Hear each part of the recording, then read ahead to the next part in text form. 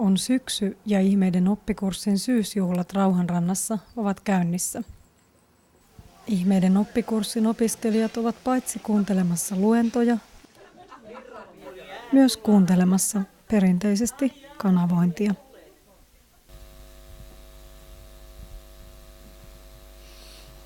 Menneisyyden kokemuksella, jota ekoksi kutsutaan, niin voiko niillä kokemuksilla olla voimaa? Voiko niillä todella olla voimaa? Kanavoinnin aikana Lea Tikkala on syvätranssissa ja hänen kanssaan voi keskustella. Tikkala kuitenkin itse vierastaa termiä kanavointi. Siksi, koska kanavointiin yhdistetään, siinä on valtavan laaja kirjo. Joo. Ja niin se, että mikä on sen sisältö. Eli mulle itselle se on kommunikointia totuuden kanssa. Kanavointia on kuvailtu monin eri tavoin, mutta Harri Tuomiselle on selvää, että lähde on sama kuin Ihmeiden oppikurssissa. Silloin kun tämä kanavointi alkasi, niin mä heti tunnistin, että nyt tässä onkin lähde sama, koska se asioiden esille tuominen ja jopa sanamuoto ja kaikki oli samaa, mitä oli Ihmeiden oppikurssissa. Joo, eli lähde on sama kuin Ihmeiden. Joo, minä henkilökohtaisesti olen täysin vakuuttunut. Ja myöskin näissä kanavoinneissa, niin hän monta kertaa aika useinkin tulee esille, että minä kirjassani sanon näin ja näin. Lea ja Harri muistelevat kanavoinnin alkamista näin. Ensinnäkin se tuli kirjoituksena. Että Alva Karppinen, jonka näissä henkisissä piireissä valtaosa ihmistä tuntee, hän saattaa puhua monta tuntia ja hän aina sanoo, että suu oli minun, mutta sanat tulivat muualta. Ja se on mulla yhtä tärkeä juttu, että siinä ei samaisteta minun persoonaani ja minun kokemuksiani.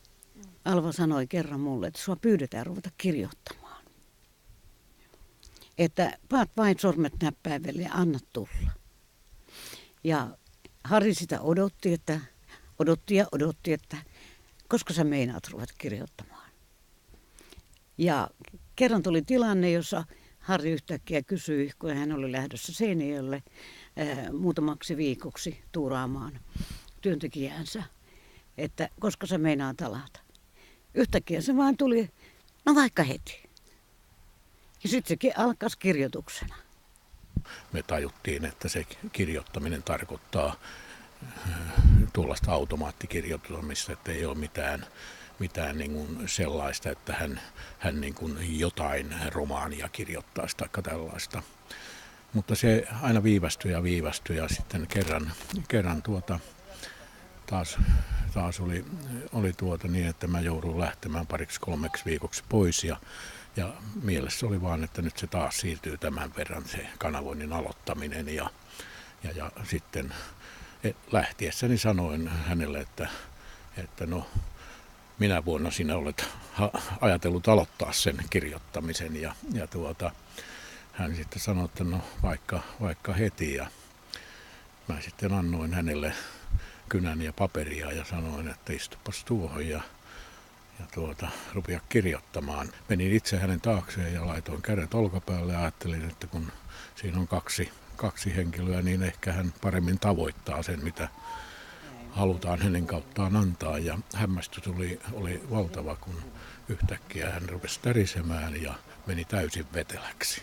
Sitten hän siitä jonkun ajan kuluttua suoristui ja käsi alkoi liikkumaan ja teksti alkoi tulemaan. Ja olin ollut monta kertaa mukana, kun tällaista automaattikirjoitusta joku kirjoitti ja varsinkin aloitti, niin se oli sellaistakin töherrystä, että ei sitä ollut mitään selvää, että hyvä kun yhden sanan sai riviltä selvää. Tämä oli joka sana heti luettavaa. Ja heti siinä jo näin että nyt tämä on niin kuin sama asia, mitä on Ihmeiden oppikurssi. Ja kauanko siitä meni, että se tuli puheen muodossa? No siitä meni noin kuukausi. Hän kerran tuli kotia töistä ja kertoi, että hän on joutunut koko päivän istumaan tietokonepäätteen ääressä ja hänen jalat on niin paisuksissa, että voitko pitää vähän niitä käsissäsi ja niin kuin sillä lailla hoitaa. Mä sanoin hänelle, että no istu tuohon nojatuoliin ja istuin sohvan reunalle. Minulla oli aina siihen aikaan ajatus, että mä itse niin kuin siitä tavallaan niin kuin mielessäni irtaudun ja yhtäkkiä havahduin siihen, että Lea alkoi taas tärisemään ja katsoin häntä, niin huomasin, että hän oli taas jättänyt kehonsa.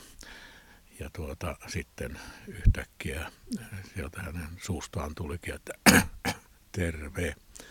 Joten minä sanoin, että jaa, sinä puhutkin, ja sen jälkeen se on sitten ollut puhetta. Kanavointeja on kirjattu ylös ja julkaistu elämän ohjeeksi muillekin. Myös Mirka Salminen kirjoitti kanavoinneista kirjan. Ja mulla oli itse asiassa aika nopeasti sen jälkeen, kun mä lähdin käymään näissä kanavoinneissa, niin tuli ajatus, että mä voisin kirjoittaa kirjan. Ne antaa laajempaa ymmärrystä ja siellä on se syvin sanoma, mikä on lempeyden ja hyväksynnän ja sen sanoma, että sinut kuullaan aina semmosena kuin sä oot ja kaikki on hyvin, että ei ole mitään pelättävää. Ihmeiden oppikurssin pohjalta luentoja ja seminaareja järjestävä Aira Sahakangas halusi jakaa omat kanavointinsa muidenkin kanssa.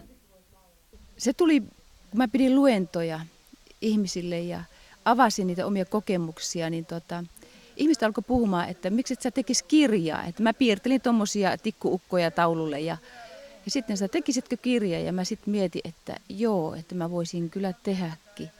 Ja sitten mietin, että no millaisen mä tekisin, että mä teen tämmöisen opetuskirjan. Ei, että en mä voi ketään opettaa.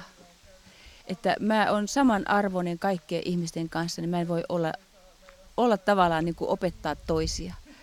Ja sitten oli vain yksi päivä koiran kanssa lenkille ja tajusin, kun oli sitten käynyt näissä Lean ja Harrin tai Lean kanavoinnissa ja mulla oli niitä varmaan 20 kanavointia jo. Ne on ollut mulle maailman merkittävimpiä, joiden kautta mä oon saanut antaa ne omat kokemukset ja esteet ja ristiriidat pois ja mieleen on tullut rauha. Ja sitten mulle niin välähti, että en mä voi antaa mitään muuta kuin sen, mitä mä oon itse kokenut. Sitten mä vaan totesin, että nämä nauhoitukset kirjoitetaan kirjaksi ja hyvin tarkasti sinne tuli ajatuksena, että siinä tulisi se kokemus, että niitä ei ole koskaan itse helppo puhua niitä omia ristiriitoja, vaan välillä itkettää, ahistaa, hävettää. Mutta puhuin, koska tajusin, että ei ole muuta tietä mulla muuta kuin purkaa ne asiat pois. Ja kun mä itkin, puhuin, ahisti tai vihastutti, niin mä sain niihin ymmärryksen, mä sain niihin avun ja mun mieleen tuli rauha.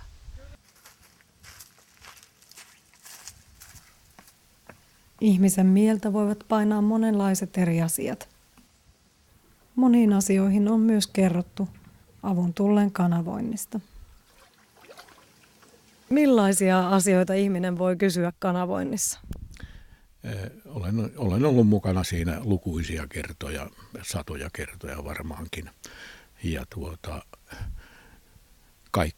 kaikkia asioita maan ja taivaan väliltä on kysytty. Ja mihinkään kysymykseen ei ole jäänyt niin kuin vastausta tulematta. Ainoastaan on ollut niin kuin sellaisia, jotka on ollut tietynlaisia uteluja jonka hän on sitten sanonut, että mitenkä tämä auttaa nyt sinua. Mitä ihmiset mielestäsi saa näistä kanavoinneista? Todella paljon. Ne saa kokemuksen siitä, että heissäkin on viattomuus ja vilpittömyys. Ja heilläkin on mahdollista antaa itselleen kokemuksensa anteeksi ja katsoa niitä uudelleen laajemmasta sisällöstä. Ja kanavoinnissa on joskus tullut tämä, että sinä olet minä ja minä olen sinä. Yhdytkö tähän? Ehdottomasti. Ei ole olemassa mitään muuta kuin meissä kaikissa on Jumalan rakkaus. Eli itse asiassa ihmisethän keskustelevat sitten itsensä kanssa. Täsmälleen. He keskustelevat oman totuutensa kanssa. Ja minä saan olla se väylä, joka herättää heissä heidän totuuden, viattomuuden ja vilpittömyyden. Tuomisen mukaan kanavoinnit avaavat sitä, miten ihmeiden oppikurssia sovelletaan arjessa. oivalsin, kun ensimmäinen näistä kanavoinnista kirja tehtiin, että Ihmeiden oppikurssi kirjassa ei ole yhtään käytännön tilannetta niin sanotusti avattu, että miten Ihmeiden oppikurssin ajattelua sovelletaan käytännön tilanteeseen. Ja nyt nämä kirjat, nämä kanavoidut kirjat, joissa on nämä pelkästään kanavoinnit purettu, niin niissä on juuri näitä käytännön tilanteita, joissa ihminen kokee, että hän ei nyt itse oivalla, että mistä tässä on oikein kyse. Että miten tähän asiaan tulisi asennoitua. Näin vaikka aina on kyse yksittäisen henkilön tilanteesta, niin kumminkin nämä tilanteet meillä ihmisillä kaikki muistuttavat hyvin paljon toisiaan. Ja monta kertaa on kysymys ihan samanlaisesta asiasta.